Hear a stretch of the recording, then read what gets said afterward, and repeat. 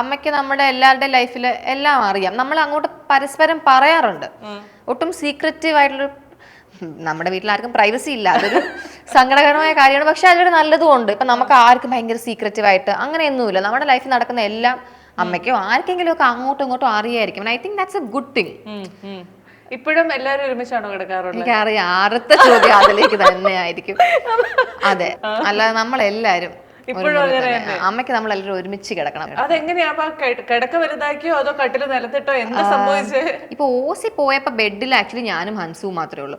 Actually അമ്മൂനും കിടക്കാം. അമ്മയും താഴെ മെത്തയിട്ടാ കിടക്കുന്നത്. അമ്മൂന് ബെഡിൽ കിടക്കാം. പക്ഷെ അമ്മൂനോട് നമുക്ക് ആർക്കും കിടക്കാൻ ഇഷ്ടമല്ല. കാരണം അമ്മൂന്റെ രണ്ട് സൈഡിലായിട്ട് ഒരു പില്ലോയും അമ്മൂനൊരു വലിയ പട്ടിയുടെ ഡോളുണ്ട്. അതൊക്കെ വെച്ച് സിംഹാസനത്തിൽ കിടക്കുന്ന പോലെ കിടക്കുന്നത്. അപ്പൊ അപ്പുറത്ത് കിടക്കുന്ന ആൾക്ക് സ്ഥലം കിട്ടില്ല. അപ്പൊ നമ്മൾ പറയും, അയ്യോ അമ്മു താഴെ കിടക്കണേ. അമ്മൂന്റെ ഹോട്ടലിൽ പോയാലും നമ്മള് എനിക്ക് അമ്മൂന്റെ വീട്ടിൽ കിടക്കണ അങ്ങനെ പറയും.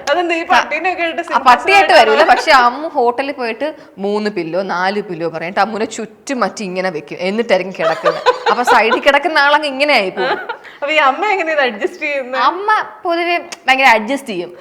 അമ്മയ്ക്ക് അമ്മൂന് സെപ്പറേറ്റ് മെത്തയാ. ഒരാൾ ഒരു മെത്ത, ഒരാൾ മറ്റേ മെത്ത, അങ്ങനെ. പക്ഷെ ഹോട്ടലിൽ പോകുമ്പോ അമ്മൂനൂടെ കുഴപ്പമില്ല അഡ്ജസ്റ്റ് ചെയ്യും. ഞാനും ഹൻസു ആണ് അങ്ങനെയൊക്കെ പോകുമ്പോ നമ്മളൊരു ഗ്യാങ് ആയിട്ട് അങ്ങ് സെറ്റ് ആവും.